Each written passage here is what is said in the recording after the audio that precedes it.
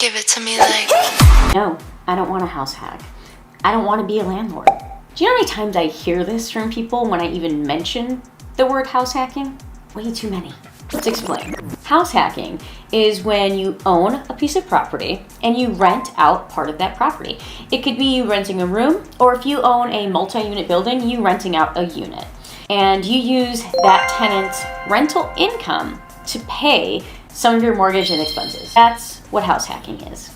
Now, let's move on to the pros of house hacking first, then I'll go over the cons and some solutions for some of you who are not feeling the house hacking. Okay, so the first pro is rental income, right? Like, you can own your own property and someone else is helping you pay your bills. That's gonna allow you to free up more of your cash for things that you want. Whatever it is you want to use that extra money for is completely up to you. They're also helping you pay your mortgage. So in essence, this tenant is helping you build your equity in that property. And that equity that they help you build in your property, in a few years, you can pull that equity out as a line of credit or just refinance. And you can do this again. You can buy another property to invest in for even more passive income.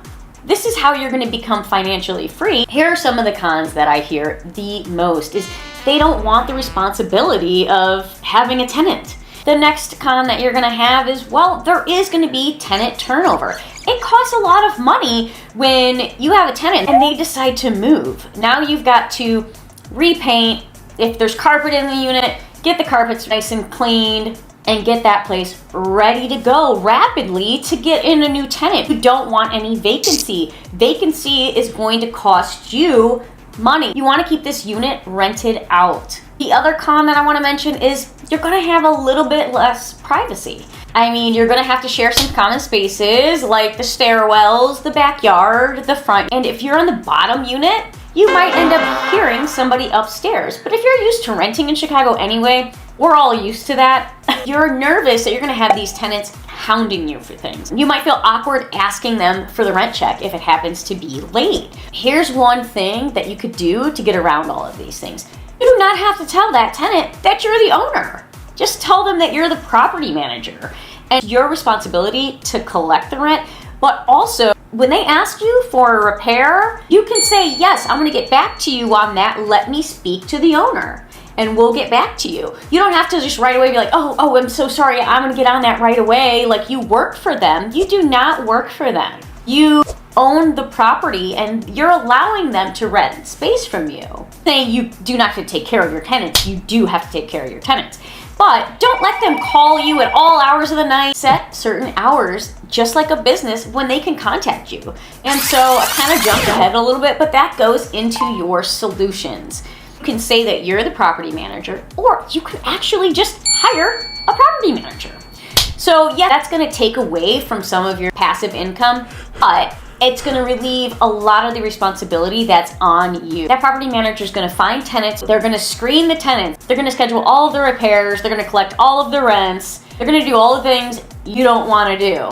Another solution is if you know someone else that's wanting to invest in real estate, the two of you can partner up and own that building together and maybe separate the responsibilities or just all together have that other person handle it. That's something they don't mind doing. Another benefit of having a partner is you can split the down payment cost. Because yeah, buying a multi-unit building is gonna cost you more than if you were just to buy a condo. Benefit of splitting that is huge. That's gonna allow both of you to have some income coming in to set aside for another property.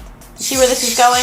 The last solution that I'm gonna talk to you about is building relationships. You wanna go to real estate events, build relationships with plumbers, contractors, electricians. Having connections like this is going to help when problems arise. You want to keep really good connections with these people. Now, I know that I kind of sped through those a little bit, but if you want a further understanding, I seriously recommend that you read this.